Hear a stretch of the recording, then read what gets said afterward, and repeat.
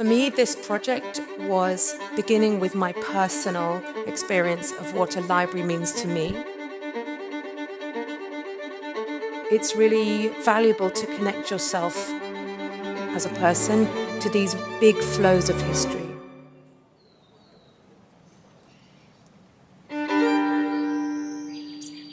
For me, this project was beginning with my personal experience of what a library means to me and my personal experience in England, that the libraries were being closed through 2014, 2015.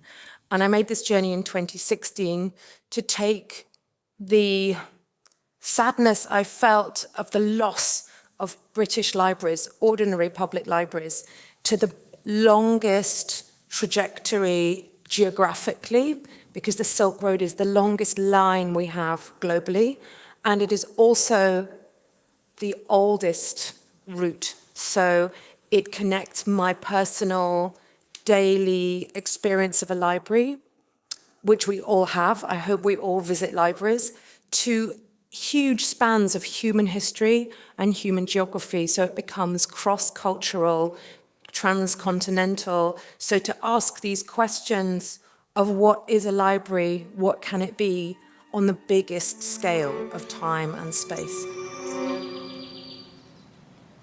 There are two libraries that stand out.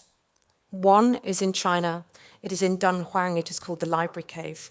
And there, books were hidden in the wall of an entryway to a Buddhist temple. We don't know why they were hidden, but thousands of books were hidden. I can't remember the dates now, very long ago, and many of those books were in lost languages. They were so old, like Tangut. And at the turn of the century, 1890s, a Buddhist monk was smoking in the entry of one of the processional ways to these temples, and he noticed that the smoke went to a crack in the wall.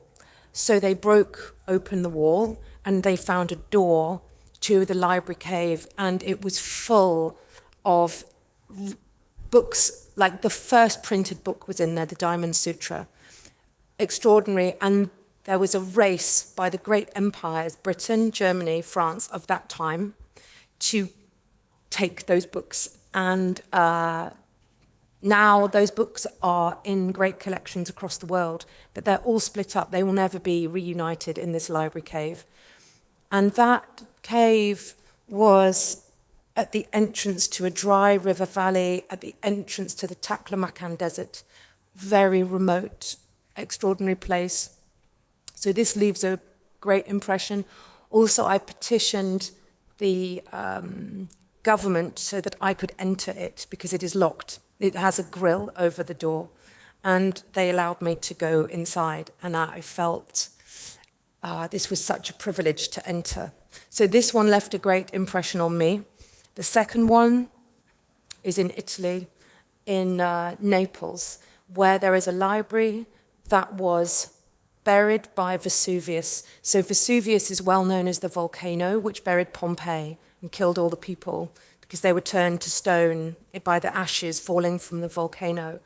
But there was a library that was buried under the volcanic ash. It is called the Villa of the Papyri because it is full of papyrus scrolls, and they're all still there. They're still there, but they're burnt. And my thought to make this journey was prompted by an article I read that said that academics believe all of the lost Greek tragedies are in there. They're still in there, and they still exist, but they're burnt. But now we maybe could read them using modern technologies, different forms of imaging. But the Italian government say, no, you cannot read them. And for me, this possibility encapsulates my project in a certain way, because my journey to the lost libraries was to make a huge effort across deserts, across continents, through cultures I don't understand at all, to arrive at places where there is nothing. There is nothing left. They're all lost. Everything is gone. And here, the material remains, but it's lost in a different way. It's still there, but it's lost. And I tried everything to get access to this library, and I couldn't. I could only stand outside. So I feel like this, this was somehow for me the kernel of the project somehow. In my work, I often seek to connect the present lived moment. Maybe it's by drawing attention to a beam of sunlight on a certain second, on a certain day, or maybe like this project, it's to bring my own subjective body to these historic places and expose myself to how I feel there. But I come with a feeling from research of what was there, the languages that were there, the time of that library. And I feel as though it's really valuable to connect yourself as a person to these big flows of history. In some ways, I find it very reassuring, and at other times I find it very chilling, these big spans of time. But I always feel that it's something, we are connected to history, whether we like it or not. We're flying forwards into the future, but we have all of this understanding coming with us. And somehow, for me, that's the essence of being a human. So I'm delighted to be invited by Inspera to come to Bodrum, because when I was on my journey, I visited 3 Roman libraries that are really close to Bodrum.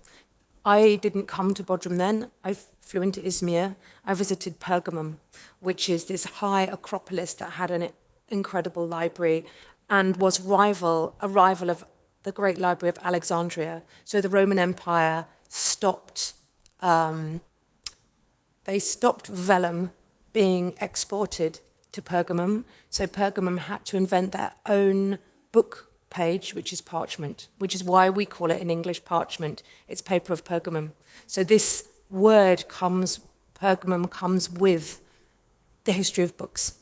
I also went to Nysa, which is a tiny site very hidden up the Meander Valley. And there is a perfectly preserved Roman library. It even has the book niches. It's a better preserved library inside than the Library of Celsus in Ephesus, where the facade is beautifully preserved, where it's been remade, but actually the interior is not so well preserved as Nysa. So for me to come back here after 8 years and reconnect with my journey, physically to reconnect, to be on this Aegean coast.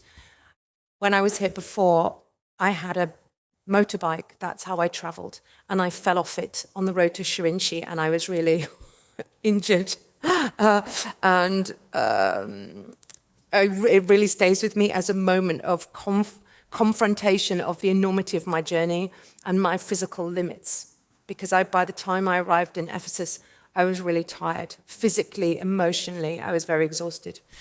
So I hope that by showing this film in Bodrum, so close to Ephesus, so close to these histories of libraries, it will prompt people to consider the place of libraries now in Turkey, and also the prestigious history that Turkish libraries have held globally, because these are really important libraries.